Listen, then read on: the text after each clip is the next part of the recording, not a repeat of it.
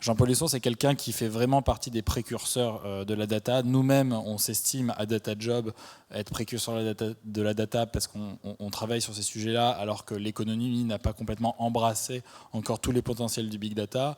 Jean-Paul Husson, ça fait très longtemps qu'il est sur ces sujets-là. Il a eu l'occasion d'écrire des livres qui sont extrêmement reconnus, il vous en parlera.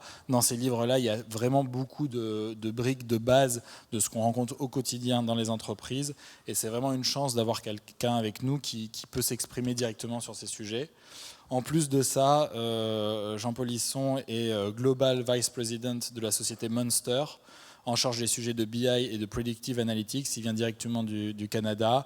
On le remercie et je vous invite tous à l'accueillir sur scène. Merci.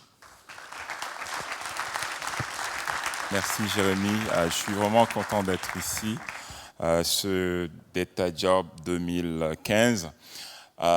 C'est un plaisir pour moi de donner la conférence ici à Paris en français, parce que mes conférences souvent c'est en anglais. Et j'ai 3 raisons principales pour lesquelles je suis vraiment content d'être ici. La première, comme Jérémy a dit, je viens de Montréal, donc hier il neigeait. À Paris aujourd'hui on a du soleil, donc vous pouvez imaginer, j'ai même pas amené de manteau aujourd'hui. Alors ça fait toujours plaisir. La deuxième raison pour laquelle je suis content d'être ici, c'est que Jérémy m'a demandé de venir parler des choses qui me passionnent. Et ces choses qui me passionnent, c'est 3. Il y a Big Data bien sûr, il y a l'analytique appliquée dans le domaine des affaires, et il y a l'analytique appliquée dans le domaine des ressources humaines, que je pense vraiment très très important, parce que les prochains pôles d'innovation dans le domaine de Big Data Analytics, je pense personnellement que ça va être dans tout ce qui est Unstructured Data Analytics et tout ce qui est analytique appliquée dans le système de santé et puis les ressources humaines. Alors, j'ai beaucoup de slides à présenter aujourd'hui. Je sais que c'est beaucoup, c'est l'heure du midi, il y a beaucoup qui vont avoir faim. Donc, je vais essayer de vous mentionner les 5 slides qui vont être les plus importants de toute ma présentation. Mais avant ça, on va faire un petit deal. Avant de commencer, vous allez répondre à un petit sondage, parce que moi, je suis un mathématicien de formation, statisticien, donc j'adore faire des sondages, surtout quand j'ai un public. J'ai pas besoin de payer pour répondre à mon sondage. On fait un deal? Parfait. Alors, combien d'entre vous ont entendu parler de Monster, le site Monster? Vous levez la main. Waouh, super, presque tout le monde. Combien d'entre vous ont fait affaire avec Monster, soit visité le site au cours des 6 derniers mois? Oui, la fonction décroît. Combien d'entre vous ont acheté un produit de Monster ou posté leur résumé ou affiché sur Monster? Bon, merci. On a beaucoup de travail à faire en termes de conversion, parce que le brand awareness y est 100% très très bon. Alors, deuxième série de questions. Combien d'entre vous ont entendu parler de Big Data? Tout le monde. Wow. Combien d'entre vous ont entendu parler de Analytique? Tout le monde. Business Analytic. OK. Advanced Business Analytic. Oui, c'est la bonne conférence pour tout le monde. Alors, c'est ça. On va parler d'Advanced Business Analytic aujourd'hui. Et comme je suis un exécutif chez Monster, je suis obligé de dire, je jure, tout ce que je vais dire aujourd'hui, c'est juste Jean-Paul Husson qui le dit, c'est pas la compagnie Monster. Donc, vous pouvez pas utiliser ce que je dis pour acheter les actions ou vendre des actions de Monster. Voilà. Alors, Jérémy, vous aviez dit tout à l'heure que j'avais des bouquins. Oui, ce bouquin-là qui a été écrit pour les personnes non techniques, ça a été traduit en chinois et ça c'est bien vendu. C'est où on parle vraiment, je parle comment faire du business analytic avec le big ou le small data. Alors, le prochain qui arrive, c'est vraiment le sujet que je veux couvrir aujourd'hui, c'est l'analytique appliquée dans le domaine de human capital. Comment est-ce qu'on peut appliquer l'analytique pour la gestion du capital humain? Et celui qui vient en 2017, qui est déjà signé, c'est l'analytique pour tout ce qui est données non structurées. C'est quoi les données non structurées? C'est tout ce qui est voix, vidéo, texte, email. Donc, c'est là où on va se pencher. Alors, donc, quand vous connaissez tous Monster, je ne vais pas passer beaucoup de temps sur Monster. Monster, un premier site d'emploi qui a été lancé en 1994 et c'était le 454e .com au monde. 454. Alors, si on retourne à l'époque, ça c'était le site à l'époque, en 1994. Et maintenant, voilà, avant et après. Extreme Makeover, hein, c'est vraiment un grand changement pour nous. Alors, comme vous voyez, on a été les pionniers en termes de recherche d'emploi en ligne, le premier résumé database, donc on a évolué avec le temps. Ce n'est plus simplement un résumé qu'on trouve sur le site. On peut aider les employeurs à connecter avec les chercheurs d'emploi ou les candidats, il ne faut même pas dire chercheurs d'emploi, mais les candidats potentiels de plusieurs façons. Avec les réseaux sociaux, avec la recherche de résumés, on a plusieurs partenariats, même avec les médias, même avec les journaux, pour aider les employeurs à connecter. Mais aujourd'hui, je vais juste vous parler de 2 produits de Monster. Après ça, je ne suis pas là pour vendre des produits de Monster, pour parler de l'analytique, mais vraiment, ces produits-là sont liés au Big Data. Le premier, c'est celui-là. C'est quand on fait de la recherche dans une base de données de résumés. Vous savez, un recruteur, quand il regarde des bases de données de résumés, il regarde un CV. Les recruteurs, en moyenne, d'après un sondage qu'on a fait, vont passer 1 minute et demie. 1 minute et demie par CV. Alors, 1 minute et demie par CV, qu'est-ce que ça veut dire? Quand on a 100 000 CV, le recruteur devrait normalement passer 2 ans. Ils n'ont pas le temps.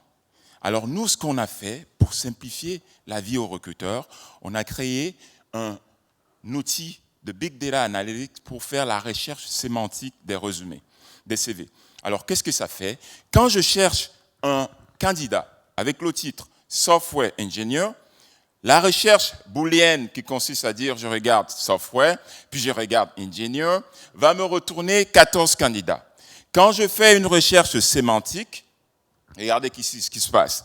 On va aller chercher tous les noms qui correspondent à Software Engineer, ça peut être Web Design, Web Developers, pour aller chercher tous les synonymes dans le contexte que je recherche. Donc, on fait une indexation de tous les résumés, pas seulement par mots-clés, mais par contexte et par concept. Et on sort avec un ranking. Donc, tous les résumés où je devrais passer des années si j'allais à regarder 100 000 résumés, eh ben, ça se fait en quelques minutes. Le deuxième solution qui est vraiment intéressante, c'est celle-ci. Ça, c'est tout récent. C'est l'année dernière, on a acquis une compagnie qui s'appelle TalentBean, où on aide les employeurs à rejoindre des candidats passifs. C'est quoi? C'est tout ce qui est comme data scientist, tout ce qui est computer science, engineering, qui sont là, ils ne sont pas forcément à la recherche active de travail, mais qu'est-ce qu'ils font? Ben, ils sont en train de fournir les solutions dans les sites comme GitHub, Stack Overflow. Et puis, nous, ce qu'on fait, on sillonne le web pour ramasser ces profils-là, bâtir un identifiant unique, dire que c'est Jean Polisson qui est un expert en Big Data, il est là, il est disponible, voici son profil. Donc, les employeurs adorent cette solution-là parce qu'on va atteindre les perles rares qui sont les candidats qui sont dans les sciences, maths, technologie et engineering. Donc, ça, c'est la solution TalentBean. Le deuxième qui n'est pas vraiment, je dirais, produit, c'est les graphes. Vous savez, je venais hier, puis quelqu'un m'a dit, vous travaillez pour Monster. Bon, qu'est-ce que ma fille, qui est actuellement en train d'étudier en géographie, qu'est-ce qu'elle pourrait devenir? Eh bien, on peut aider avec la théorie des graphes à orienter les candidats.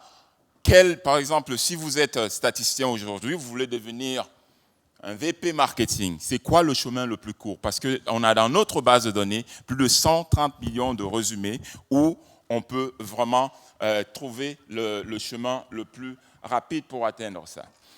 Alors, maintenant, on rentre dans le sujet de prédilection qui est le Big Data. Tout le monde en a parlé aujourd'hui. Moi, j'ai un amour particulier et personnel Je vais vous dire pourquoi. Vous allez comprendre. Et j'espère que vous allez aussi. Pour ceux qui n'aiment pas encore le Big Data, vous allez l'aimer. J'espère. Alors, donc, Big Data. Je suis un amoureux des citations. La première citation que j'ai trouvée en écrivant mon premier livre, c'est celle-ci, que j'utilise souvent. C'est cette dame qui dit « La donnée, c'est le nouveau pétrole de l'Internet. C'est la nouvelle monnaie du monde digital. » C'est puissant, ça. Mais celle que j'adore, c'est celle-ci. « Data scientist, the sexiest job of the 21st century. » Vous savez pourquoi je l'adore? J'ai 2 filles. J'ai une fille de 11 ans, j'ai une autre de 2 ans. Alors ma fille de 11 ans, je sais ce qui m'attend dans 4, si je suis chanceux, 5 ans. Jupe courte, pantalon sexy. Non, Roxane, tu ne sors pas comme ça. Alors ce que je suis en train de faire, je suis en train de la brainwasher en disant, tu sais quoi? Il faut que tu deviennes un data scientist. Tu vas être mondialement sexy. Le monde entier va savoir que tu es sexy. Je croise les doigts, ça fonctionne. Vivaldi a mentionné tout à l'heure Scratch. Ma fille, elle programme en Scratch depuis 8 ans. Scratch, c'est un logiciel de MIT. Donc, quand elle vient me voir en disant « Papa, comment est-ce que je peux déplacer mon bonhomme à droite pour qu'il tourne, il s'en va dans l'espace ?» Je suis content. Parce que là, je suis en train de lui expliquer comment déplacer les points dans un plan euclidien et puis d'utiliser les sinus, cosinus pour que ça se propulse dans l'espace. Bon, vous voyez à quel point le Big Data rend un papa anxieux comme moi heureux. Donc, alors, et en même temps, quand on étudie en mathématiques, je pense qu'il y a plusieurs étudiants ici, moi, quand j'étudiais en mathématiques, on n'était pas des sexy, on était des geeks. Ils ne savent pas parler aux gens. Si on ne parle pas mathématiques, non. Et maintenant, 2015, sexiest job in the world. Merci, Big Data. Alors, le prochain ici, c'est Hal Varian, c'est l'économie chef de Google. Il dit, statistician, ça va être l'emploi le plus sexy des 10 prochaines années. Pourquoi? Parce que les gens en marketing, en finance, vont vouloir comprendre le 360 degrés de leurs clients. Donc, on a besoin des gens avec une connaissance statistique pour faire parler les données. Alors, depuis la nuit des temps jusqu'en 2003, on a généré mondialement 5 exabytes de données. 5 exabytes de données, ça veut dire 1 suivi avec 18 zéros. Maintenant, à l'heure où on se parle, la même quantité d'informations est générée tous les 2 jours. Et en venant, qu'est-ce que j'ai fait? Voilà. IDC nous dit, il y a 5 ans, 1.2 zérabytes. Cette année, on va finir à 7.9. En 2020, dans 5 ans, c'est 35. Vous voyez la croissance fulgurante de données. Et qu'est-ce qui se passe? Qu'est-ce qui va se passer dans la prochaine minute? Regardez ce qui va se passer dans les prochaines minutes. Sur Google, les recherches que vous allez faire. Sur Facebook, combien d'argent Amazon va vendre? Combien de recherches de JobView vont avoir lieu sur Monster? Sur Google, on va avoir plus de 4 millions de searches. Sur Amazon va vendre pour plus de 130 000 $ en 1 minute. Et sur le site de Monster, on a 3500 job views, les gens qui regardent les jobs. Donc c'est impressionnant. La donnée ne dort jamais. En 1 minute, on crée une quantité gigantesque de données. Alors, ça c'est moi. J'étais dans l'avion Air Canada. On traverse l'océan Atlantique. C'est intéressant ça. Hein? Donc je suis assis, je prends des photos. Vous savez pourquoi j'ai pris ces photos-là? On décolle de Montréal parce que je suis intéressé aux données. On part de Montréal, on arrive à Paris. L'avion a généré 560 terabytes de données. Un avion qui se déplace à chaque 30 minutes, il y a 10 terabytes que chaque moteur génère parce que pour fonctionner l'avion, faire fonctionner l'avion, il y a 1 milliard de lignes de code. Et ces informations-là, jamais on va les analyser. Le seul moment qu'on se met à analyser cette information, c'est quand il y a un problème. C'est pour ça que dans ce qui suit, il y a juste 0,5% des données disponibles qui sont analysées. Juste 0,5%. Et 80% de données qu'on a sont non structurées. 90% des données qu'on a aujourd'hui a été créée depuis les 2 dernières années. La quantité de données va augmenter de 800%. Et ce qui est important, on a des challenges. Trouver des talents capables de transformer la donnée en intelligence, mais aussi, il faut gérer la sécurité et la gouvernance. Alors, maintenant, un petit questionnaire pour vous encore. C'est quoi la partie la plus importante dans le terme Big Data? Qui est-ce qui vote pour Big? 2. Qu'est-ce qui est pour Data? Que c'est ça qui est le plus important. Oh, la majorité, presque tout le monde. Et qu'est-ce qui pense que c'est vraiment le terme complet? Big Data. Waouh, je suis content. Tout le monde a répondu. Mais je suis désolé, aucune des réponses n'est bonne. Pourquoi? Parce que ce qui est important dans la donnée, c'est pas big, c'est pas data, c'est pas big data, c'est la valeur qu'on peut créer avec la donnée. C'est l'intelligence qu'on peut extraire des bruits de toutes les données qu'on a et c'est les signaux qu'on cherche. Et c'est pour ça que dans les prochaines slides, ce qu'on va parler, on va parler comment transformer cette donnée-là en intelligence qu'on peut appliquer, actionable intelligence. Alors, une des façons de le faire, c'est celle-ci. C'est ce que j'appelle le Advanced Business Analytics. La question à laquelle 99,9% m'a dit non, on ne connaît pas. Alors, c'est quoi Advanced Business Analytics? C'est une analytique qui commence par une problématique d'affaires. Première slide que vous deviez garder de ma présentation, il y en a 5. On pose la question d'affaires, et puis la deuxième chose qu'on fait, on intègre les données internes et externes. Bon, quand on a intégré les données, on fait une prédiction. Alors, si on est comme Paul, la pourpre, vous vous souvenez la Coupe du Monde en Afrique du Sud? La pourpre, elle était capable de prédire 100% quel pays allait gagner.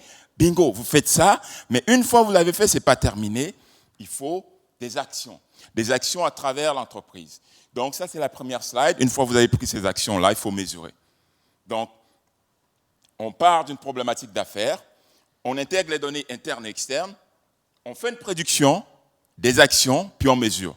Parce que dans la business, il n'y a pas de place pour la curiosité intellectuelle pure. Il faut que ça soit cadré. Deuxième slide à garder aujourd'hui, c'est les piliers.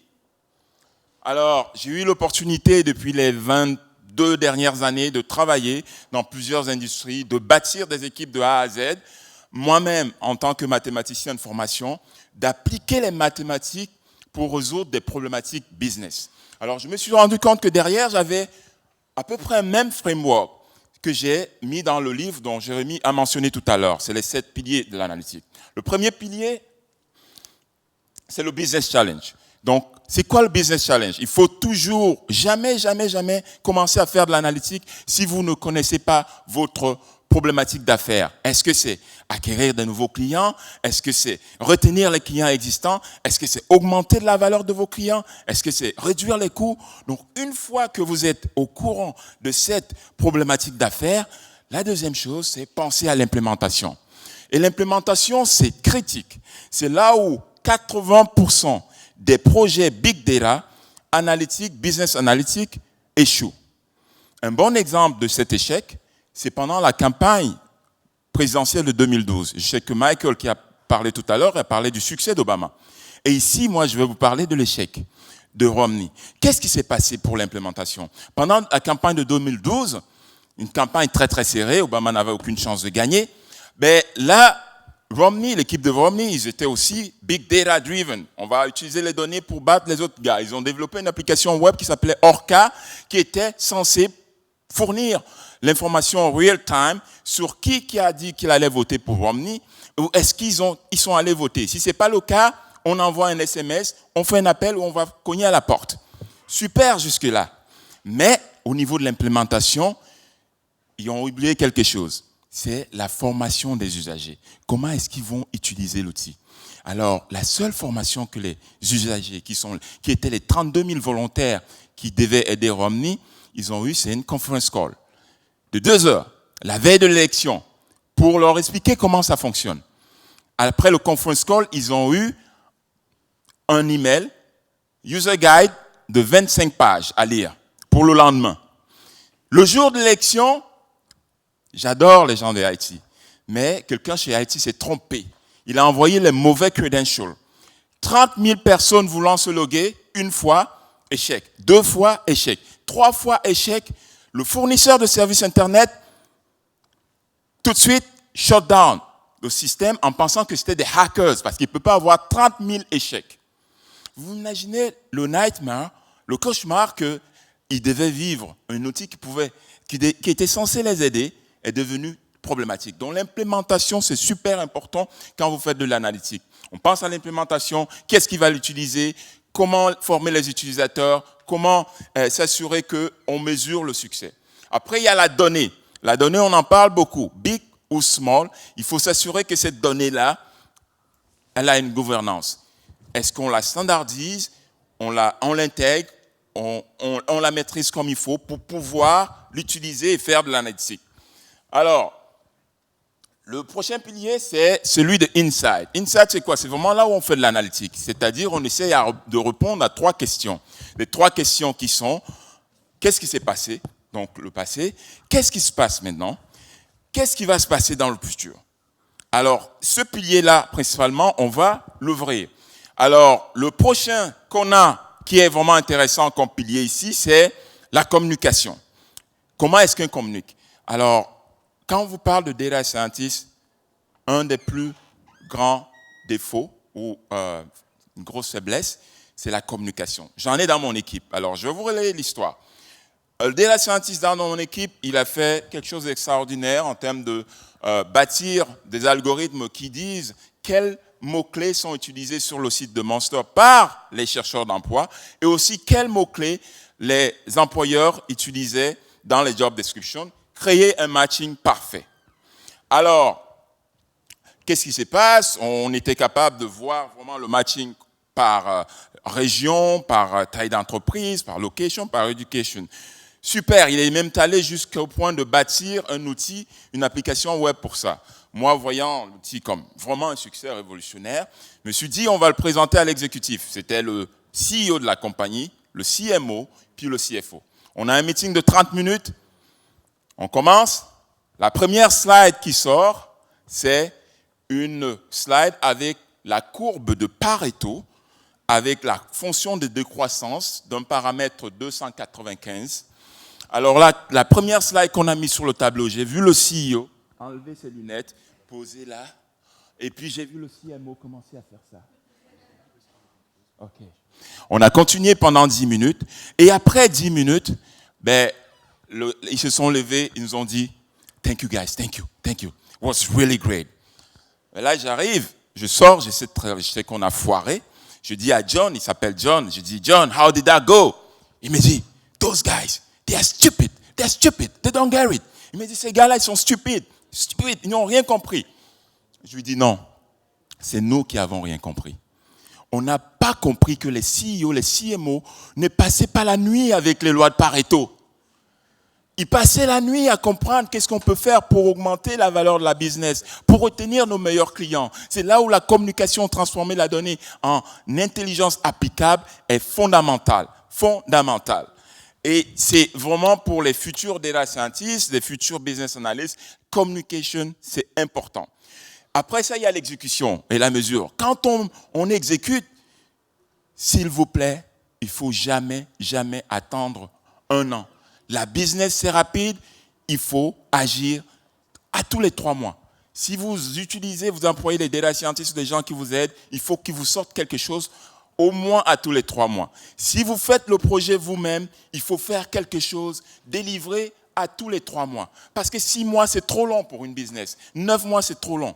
Donc, l'exécution, la mesure, c'est important. Et le dernier pilier ici, pas le moindre, c'est celui de l'innovation. L'innovation, c'est quoi? Il y a plein de bouquins sur l'innovation. Mais moi, quand j'ai parlé d'innovation, j'ai écrit un article dans le Journal of American Management Association. Je l'ai appelé Analytic and Innovation. Comment l'intersection entre l'analytique et l'innovation, ça se passe? Alors, pour définir l'innovation, il y a des milliers de bouquins. Mais j'ai pris la définition de Richard Saul Wallman, le gars qui a inventé les conférences TED, conférences très prestigieuses. Quand on lui a demandé c'est quoi l'innovation, il a dit, ben moi, ma première conférence, je me souviens, les gens, ben, qu'est-ce qu'ils ont fait? J'ai fait deux choses, addition et soustraction. J'ai enlevé les gens qui parlaient longtemps, j'ai enlevé les politiciens, j'ai fait de la soustraction. Après, j'ai rajouté des nouvelles choses. Donc, j'ai trouvé cette définition très simple. Innovation, addition ou soustraction pour que le produit, le service soit meilleur. En analytique, vous pouvez saisir la même définition. Moi, je l'ai faite en disant, qu'est-ce que je peux rajouter ou soustraire à ce qu'on fait aujourd'hui pour le rendre meilleur. Ce qu'on va faire dans le futur, qu'est-ce qu'on peut rajouter ou soustraire pour encore avoir de meilleures actions. Donc ça, c'était une autre slide à garder. Alors, je vous ai promis d'exploser la prochaine slide qui est Insight. Vous m'entendez pas? C'est bon. Ah, OK.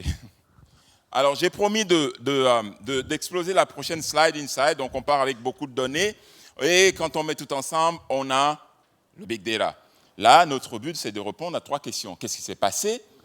Qu'est-ce qui se passe? Et pourquoi surtout? Et qu'est-ce qui va se passer? Qu'est-ce qui s'est passé? C'est là où on fait les rapports, les dashboards, les KPI. Et puis, ce qui se passe maintenant, surtout pourquoi? Là, on commence à faire des segmentations, de l'analyse prédictive, et puis du text analytique, des choses vraiment pour décrire en profondeur qu'est-ce qui se passe actuellement. Et ensuite, la partie la plus intéressante, c'est qu'est-ce qui va se passer dans le futur. Et là, on fait 3 choses principalement, les modèles prédictifs, du forecasting et de l'optimisation. Quand on comprend c'est quoi le passé, ça c'est, on acquiert de l'information. Qu'est-ce qui se passe actuellement? C'est la connaissance.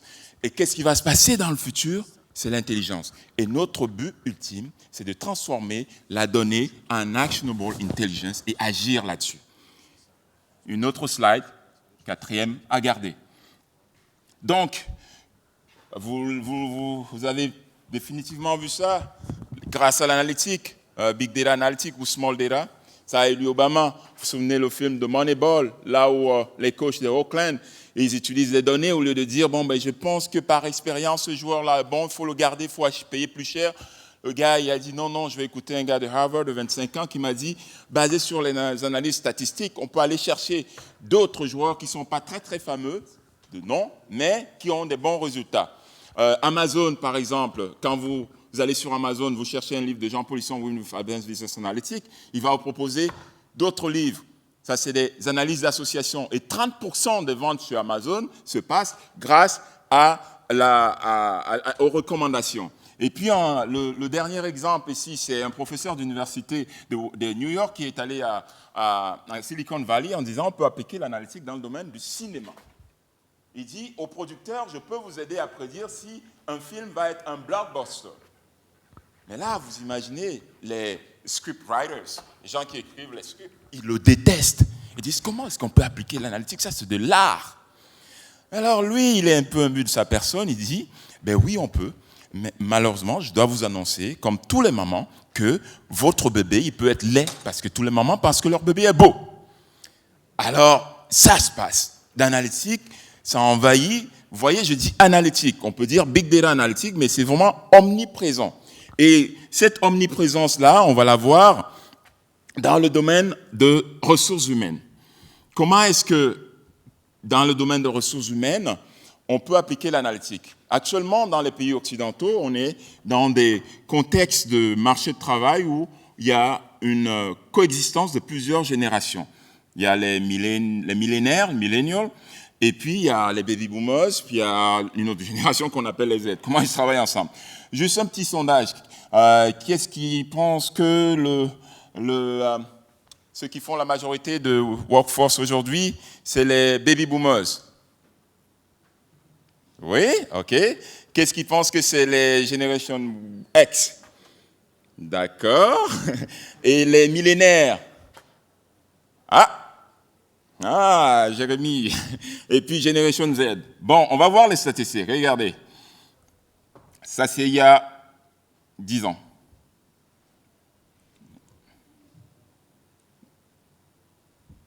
Vous voyez, il y a 5 ans, c'était les baby boomers. Mais là, et voilà.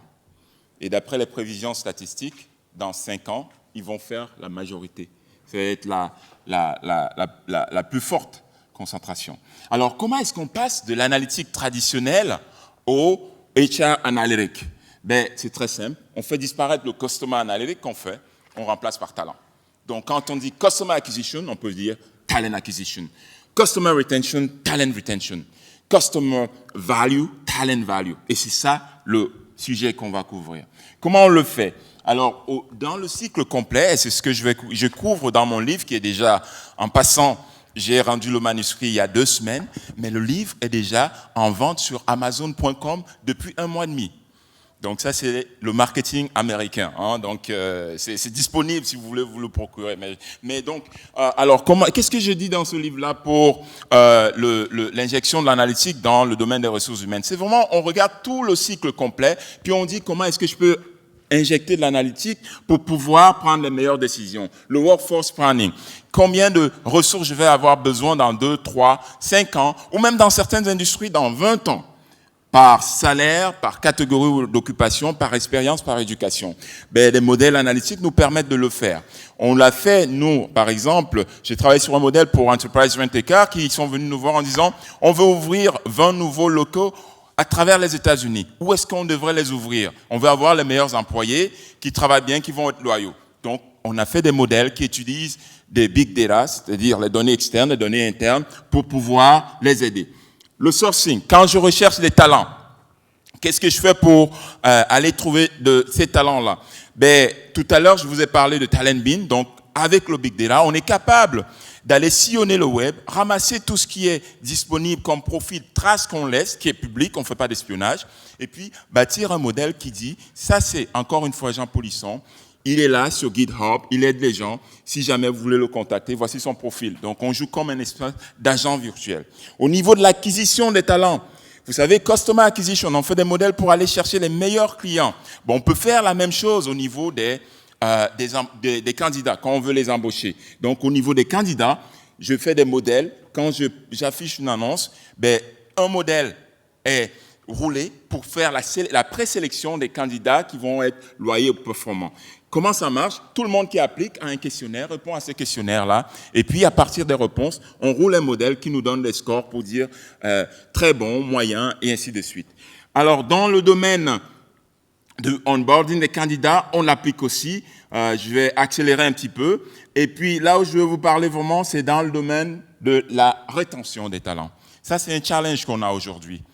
Le challenge qu'on a dans les pays occidentaux, c'est que les talents sont rares. Même pendant la récession, il y a certaines catégories d'occupation où il manquait du monde.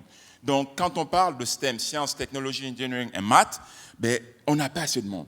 Donc, il faut retenir les clients, je parle encore en termes de clients, mais les employés qui sont des top performers. Parce que si on les perd, les études montrent que ça peut coûter entre 2 à 6 fois le salaire.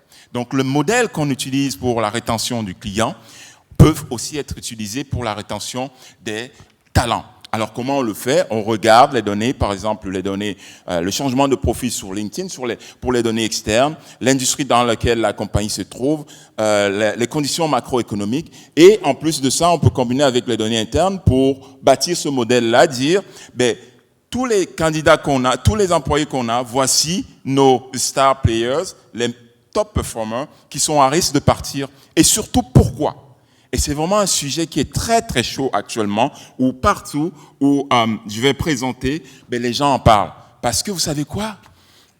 Il y a 40 ans, les pays occidentaux, si je prends le cas de l'Amérique du Nord, où je travaille, puis les changements qui ont eu lieu, parce que les États-Unis, par exemple, il y a 40 ans, c'était le secteur manufacturier, première industrie. Maintenant, c'est devenu une économie de service. Une économie de service, qui dit économie de service, on doit mettre l'emphase sur le talent qu'on a. Quand vous regardez Amazon, c'est quoi? C'est le service. Je commande un livre, il arrive le jour que j'ai commandé, dans la plupart des temps. Google, c'est le service. Donc, quand on parle d'une économie de service, le produit devient un accessoire, mais le talent qui livre le service est critique, primordial. Et maintenant, puisque c'est très, très nouveau, le talent analytique, voici les statistiques que je vais partager avec vous. C'est quoi l'échelle de maturité. La plupart des compagnies dans tout ce qui est talent analytique sont en bas, 56%. Et en haut, pour faire vraiment la prédiction, savoir quel employé a risque de partir, quel talent il faut aller chercher, il y a juste 4%. Et ces 4%-là, cette étude a démontré que ces compagnies-là dépassaient leurs pairs en termes de valorisation boursière de 30%, parce ces compagnies-là avaient des bonnes ressources pour les aider à grandir. Alors, vous savez, on parle de big data, d'objets connectés. Alors ça, c'est les top 5 des pays qui contribuent à 70% de la robotisation. Alors la France est, après l'Italie, 6e. Donc c'est pour ça que c'est pas là. Là, c'est vraiment juste les top 5. Vous voyez ce qui se passe. Alors,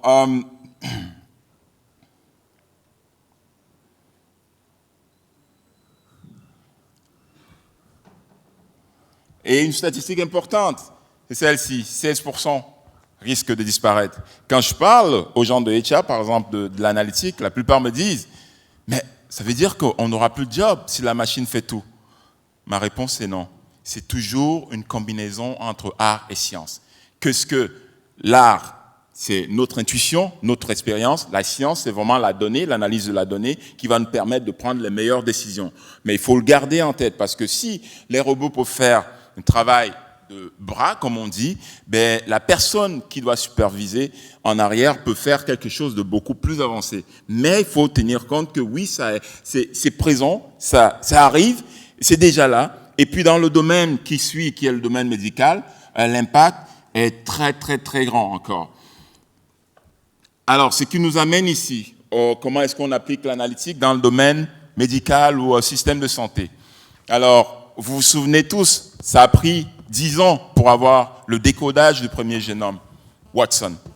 Et ça a coûté des centaines de millions de dollars. À l'heure où on se parle, vous voyez la courbe ici, pour 99 $, vous pouvez avoir votre mapping du génome. Donc, qu'est-ce que ça dit? Ça veut dire que la prochaine fois que vous allez voir un médecin, la première chose, dans 5-10 ans, on va d'abord faire un mapping de votre DNA, de votre génome. Pourquoi? Parce que là, si on a ce mapping-là, on est capable de personnaliser les traitements, si jamais vous devez être traité, qu'on va vous donner. Ce ne serait plus du générique. Et alors, quand on combine ça avec les outils qu'on a maintenant, comme tout ce qui est device interactif, où on peut capter, enregistrer au quotidien la pression artérielle, on peut enregistrer le niveau d'exercice, on peut enregistrer combien de temps on a dormi, et que cette information-là est connectée à une adresse IP, c'est-à-dire elle ne reste pas quelque part isolée, on peut faire des choses extraordinaires. Et Watson de IBM est en train de faire des choses vraiment intéressantes. Vous voyez les statistiques ici. Un diagnostic sur 5 aux États-Unis est erroné. 1 sur 5. Parce que les médecins sont fatigués, parce qu'ils n'ont pas assez d'informations, parce que pour toutes les raisons du monde, c'est des êtres humains. 1,5 million d'erreurs médicales aux États-Unis. Donc, il y a juste 20% des données qui sont utilisées par les médecins quand ils prennent des décisions. Alors, qu'est-ce que ça nous dit? Ça nous dit que on doit augmenter la connaissance qu'on a de par l'expérience par un support algorithmique qu'on peut recevoir du big data analytics, c'est-à-dire l'analytique de toutes les données. Parce qu'il n'y a pas un étudiant au monde qui est capable de lire 800 millions de pages par minute. C'est ce que Watson fait. Il n'y a pas un étudiant au monde qui va enregistrer 200 millions de rapports de meilleurs médecins par rapport aux recommandations médicales. Il n'y a pas un étudiant en médecine au monde qui va passer en revue tout ce qui a été publié sur l'efficacité des médicaments, les interactions. Donc là où on s'en va, c'est de prendre cette information-là, real time, et de faire des choses vraiment intéressantes.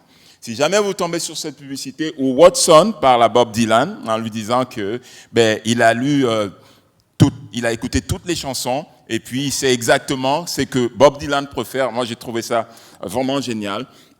Et il dit, on pourrait peut-être faire une chanson ensemble. et c'est quelque chose que je voulais partager avec vous.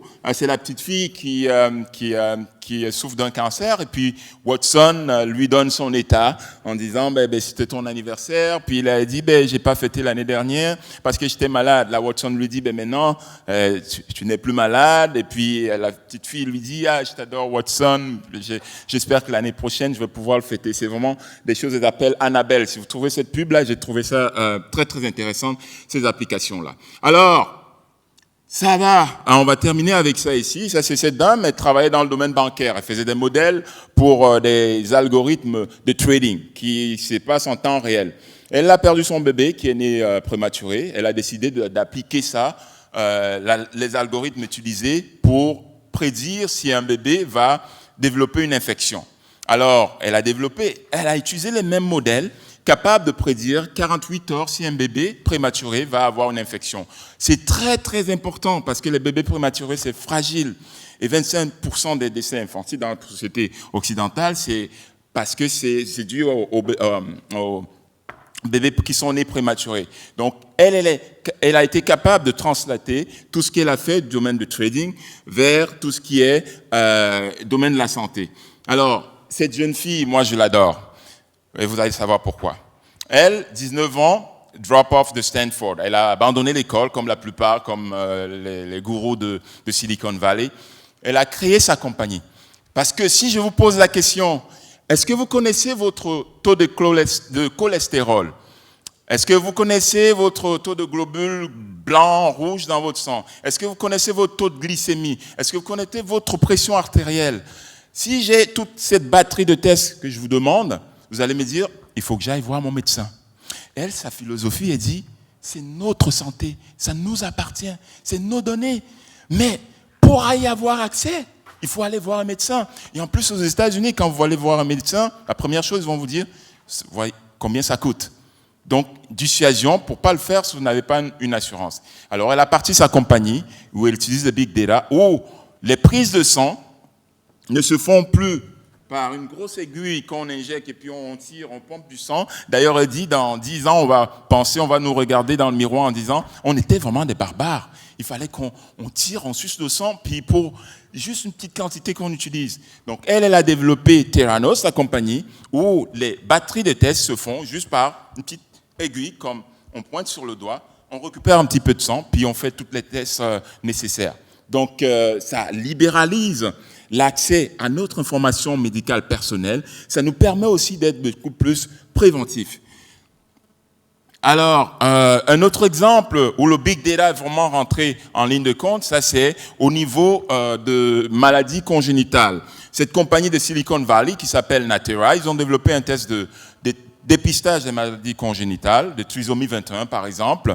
Et vous savez, quand une femme est enceinte, dépendamment de l'âge, il faut passer par des tests d'amyosynthèse pour s'assurer que le bébé n'a pas de problème. Alors, eux, ils ont pu utiliser le big data avec l'intelligence des généticiens pour pouvoir déterminer à 99,9% si la femme qui était enceinte, le bébé, était trisomique ou pas. Et vous voyez l'angoisse que ça enlève à tout le monde qui se dit, est-ce que je fais le test d'amyosynthèse ou pas? Parce que c'est risqué. Ça peut entraîner à la perte du bébé. Et je finis avec l'exemple de Google qui a été populaire. Pendant la grippe aviaire, Google était capable d'utiliser les search pour dire, voici la propagation de la grippe aviaire 2 semaines avant le CDC, avant les données du gouvernement américain. Alors, quand on a l'information 2 semaines d'avance, c'est hyper stratégique. On peut faire des prédictions, pour des planifications pour le nombre de lits, de vaccins, tout le personnel médical qui va être nécessaire. Alors, ça c'est encore récent, Ebola, quand l'épidémie s'est répandue avec le big data, on pouvait faire ces heatmaps qui, à travers l'information des téléphones cellulaires, parce que la plupart des gens là-bas ont des téléphones cellulaires, même s'ils n'ont pas de téléphone fixe, savoir c'est quoi le mouvement et puis comment est-ce que la maladie se répandait. Et là, en Haïti, ça c'est Paul Farmer, quelqu'un qui a contribué dans mon premier livre, il me disait, quand il y a eu le tremblement de terre en Haïti, les téléphones cellulaires, ça les a aidés. C'est à travers les tweets que les gens envoyaient, ils pouvaient optimiser l'intervention des services de la Croix-Rouge qui étaient sur place. Donc vous voyez vraiment cette espèce de migration de big data vers les sentiers très business. On fait de l'argent, on acquiert les clients, on les développe, on fait de la valeur, mais vers aussi une contribution à améliorer la condition humaine, à sauver des vies, à mieux gérer la ressource humaine. Parce que la valeur la plus importante de toute entreprise, c'est l'employé, c'est les ressources. Et les compagnies qui n'ont pas compris ça, elles ne réussissent pas. Elles vont pousser, mais elles ne vont pas réussir. Alors, je vais terminer avec cette slide qui est personnelle, qui explique mon cheminement chez Monster. Donc, quand j'ai été embauché il y a 11 ans chez Monster, on m'a dit, j'étais manager d'une grosse compagnie, la plus grosse compagnie de télécommunications au Canada, Rogers. Bon, on m'a dit, manager, il y a un poste de directeur. J'ai dit, waouh, une promotion.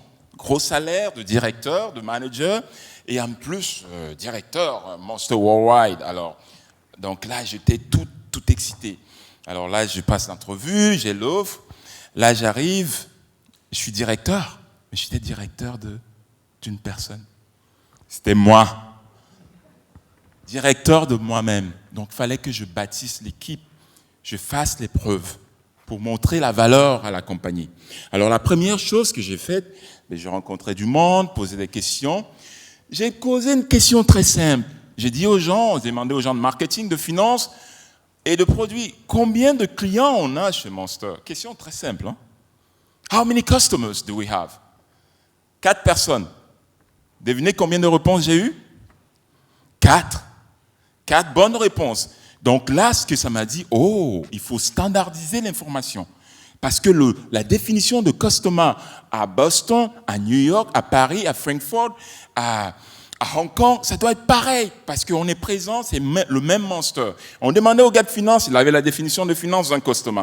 Un gars de service à la clientèle, la définition de service à la clientèle d'un customer. Donc j'ai commencé par la standardisation de l'information. Après ça, deuxième chose, c'était faire les rapports. Dire aux gens, de fois, ce qu'ils savent déjà, pour bâtir une espèce de confiance.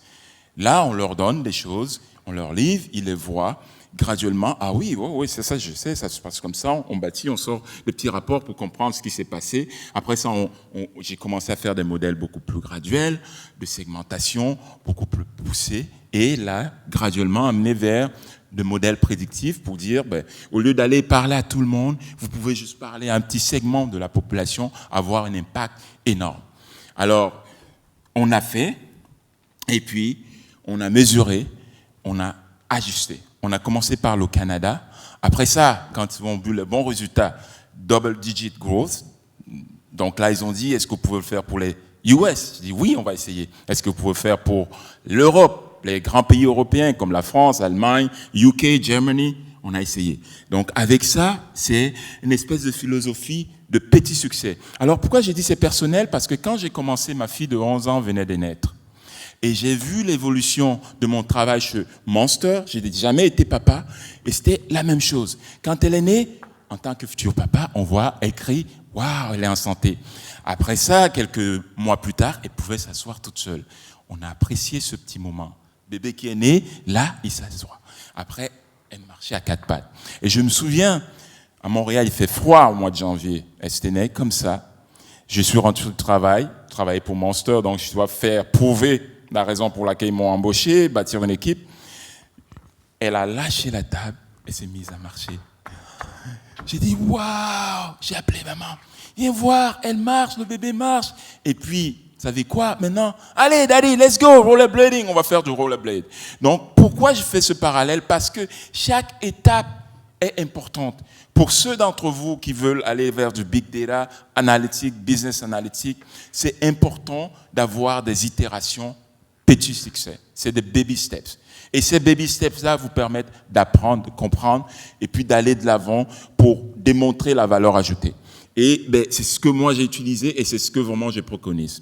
Comme j'ai promis vous dire, vous rappeler quelles étaient les slides importantes, elles sont là, c'est 5 slides où on a parlé de l'Advanced Business Analytics, on a parlé des piliers, on a parlé du pilier Insight qu'on a explosé, la maturité et puis le cycle complet de l'analytique dans les ressources humaines. Alors, donc, c'est à peu près tout ce que j'avais à vous partager aujourd'hui, avec, gardez à l'esprit, ce qui arrive, c'est ça. Big Data, on en a parlé tout à l'heure, on a dit big, small, non, c'est la valeur. Et là où on s'en va, c'est du IoT, Internet of Things, où les machines et les êtres humains sont connectés. Avant, on pouvait avoir une machine dans sa maison, mais pas connectée à une adresse IP, donc on ne pouvait pas explorer cette information. Et si vous regardez cette courbe-là, le IoT, l'Internet des objets connectés, elle est dans la phase ascendante. Ou le Big Data, maintenant, toutes les conférences où je vais, on dit il faut délivrer au niveau du Big Data. C'est plus le truc hyper sexy. Mais l'Internet of Things, c'est vraiment un prolongement du Big Data. C'est-à-dire on va générer encore du super Big Data pour pouvoir créer de la valeur. Donc, c'est tout ce que j'avais à partager avec vous ce matin. Et merci beaucoup de votre attention. Et encore, merci à Jérémy et merci à DataJob. Merci beaucoup Jean-Paul. On a parlé du fait qu'il y avait 2 bouquins en jeu ou pas ? Oui. Alors, le jeu qu'on avait, c'est de tweeter hashtag DataJob 2015 et la personne qui va avoir le plus de retweets on a 2 bouquins, on va leur donner ça. On veut juste vraiment parler du DataJob 2015. Et puis, je pense que puisqu'on est tous connectés, vous avez tous des téléphones cellulaires, il faut juste dire, j'ai adoré la présentation de Jean-Paul Husson où il était nul à chier, mais on veut du bruit. Ok, merci. Merci beaucoup Jean-Paul.